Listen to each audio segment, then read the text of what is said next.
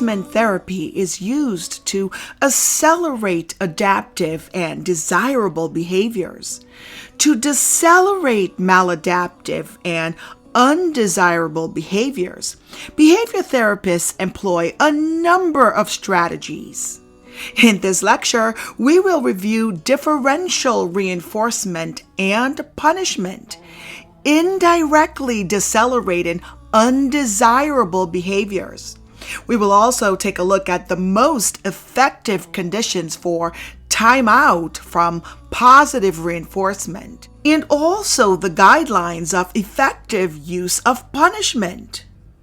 Now, the preferred strategy for decelerating an undesirable behavior is to reinforce an acceleration target behavior that is an alternative to the deceleration target behavior, a procedure called differential reinforcement.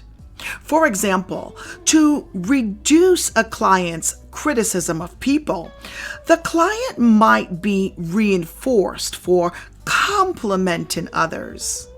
As this example shows, differential reinforcement changes the deceleration target behavior, which is the criticizing, and indirectly by directly reinforcing the alternative acceleration target behavior, which is the complimenting. Now, differential reinforcement works because the more the client engages in the alternative behavior, the less opportunity the client has to engage in the deceleration target behavior. The four major types of differential reinforcement, in order of the most to least effective, are differential reinforcement of 1. Incompatible behaviors. 2. Competing behaviors. 3. Any other behaviors. And 4. A low frequency of the desirable behavior. Let's dive into differential reinforcement of incompatible behaviors. The best strategy for decelerating undesirable behaviors is to reinforce acceleration target behaviors that are incompatible with them. That is, differential reinforcement of incompatible behaviors. Now, incompatible means that the acceleration and deceleration target behaviors cannot occur simultaneously. Thus, while a person is performing the acceleration target behavior, it is impossible for the person to perform the deceleration behavior. For example, differential reinforcement of incompatible behaviors was used as part of a treatment package to reduce excessive crying associated with infant colic. The parents played music and attended to the infant, such as making eye contact with and gently touching the infant. Whenever the infant was quiet and alert for 30 seconds or more, this procedure reduced the infant's crying by 75%. So again, the best strategy for decelerating undesirable behaviors is to reinforce acceleration target behaviors that are incompatible with them. That is, differential reinforcement of incompatible behaviors. So this differential reinforcement can be of incompatible behaviors, of competing behaviors, or any other behaviors, and of low response rates of target behavior. Two variants of differential reinforcement are non-contingent reinforcement and functional communication training. The two strategies that decrease maladaptive behaviors directly are punishment, which changes the consequences of maladaptive behaviors, and aversion therapy, which associates unpleasant events with maladaptive behaviors. So for today's lecture, I will be going over punishment, but in my next lecture, I will go over aversion therapy. Okay, so what exactly is punishment? Punishment decelerates undesirable or maladaptive behaviors through one or two processes: negative punishment and positive punishment. With negative punishment, a pleasant or desirable consequence is removed, which makes it unconducive for the client to continue performing the deceleration target behavior. In practice, this is done by eliminating reinforcement for the target behavior, as in extinction and timeout with positive reinforcement. The other process is positive punishment, in which an unpleasant or undesirable consequence, a punisher, is introduced, which also makes it unconducive for the client to engage in the behavior. In practice, positive punishment involves administering an unpleasant or undesirable consequence, as in response costs, which is overcorrection, and physically adversive consequence. Okay, so now let's take a deeper look into timeout from positive reinforcement.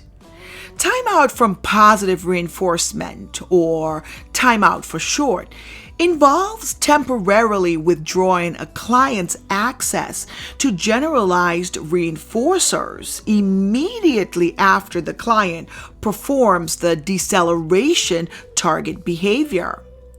When parents have their child stand in a corner for several minutes following a socially inappropriate behavior, they are using timeout. In part, timeout is time-limited extinction. However, in contrast to extinction, the actual reinforcer for the deceleration target behavior is not identified. In fact, what is temporarily denied is access to a range of generalized reinforcers. Technically, then, the term timeout from positive reinforcement is a misnomer, and the procedure should be called timeout from generalized reinforcers. Typically, timeout requires that the client, usually a child, leave the situation in which the undesirable behavior occurs and spend a specific amount of time in an undesignated timeout area. This may be an isolated corner or a special quote-unquote timeout room that does not allow access to generalized reinforcers, such as windows to look out of or interesting objects to play with. Now, timeout from positive reinforcement is most effective when the following 6 conditions are met. First, the client should be aware of the reason for timeout and its duration. For instance, for speaking disrespectfully, you have 3 minutes timeout. Second, the duration of timeout should be brief. Usually 5 minutes or less is sufficient. For children up to 5 years of age, a thumb of rule is 1 minute for each year of the child's age. Relatively short periods are effective, and lengthening the timeout period does not necessarily increase the effectiveness of timeout. Third, no reinforcer should be present or introduced during the timeout period. Adults should not give children attention when they are in timeout. as by answering their questions, and the timeout area should not be contained generalized reinforcers, which makes most children's bedrooms inappropriate for timeout. Fourth, the timeout should be terminated only when the specific time has elapsed. If the child is removed from the timeout beforehand, the timeout may be less effective in the future. Fifth, timeout should be terminated only when the child is behaving appropriately, which means the child is not engaging in any undesirable behaviors. This provision ensures that the undesirable behavior, such as screaming, is not inadvertently negatively reinforced by termination of timeout or positively reinforced by once again gaining access to generalized reinforcers. And 6, timeout should not allow clients to escape or avoid situations they find unpleasant. If a child dislikes schoolwork, for example, then removing the student from the classroom for timeout usually allows the child to avoid schoolwork. In such instances, timeout serves as a negative reinforcer for the deceleration target behavior. Timeout from positive reinforcement is usually used with children, sometimes with adolescents, and occasionally with adults. Outside of therapy, many parents apply timeout when their young children do not comply with instructions or rules, and elementary school teachers use timeout as a standard discipline procedure. When applied correctly, timeout is highly effective and efficient. Children easily learn the timeout routine and generally comply with it. Furthermore, merely a treat of timeout can serve as a deterrent for future misbehaviors. An interesting positive side effect of timeout used with children is that it gives adults a quote-unquote timeout of sorts, not from generalized reinforcers, but from adverse elements of the child's misbehavior. The brief respite may lessen the chances that the adults will become overly upset and even abusive. Although correctly applied, timeout from positive reinforcement is effective with most children, but does not work well with all children. For example, children with attention deficit hyperactivity disorder, also known as ADHD, may not remain in timeout for even a minute or two. In such cases, undesirable consequences for failure to stay in timeout may be added to the timeout procedure.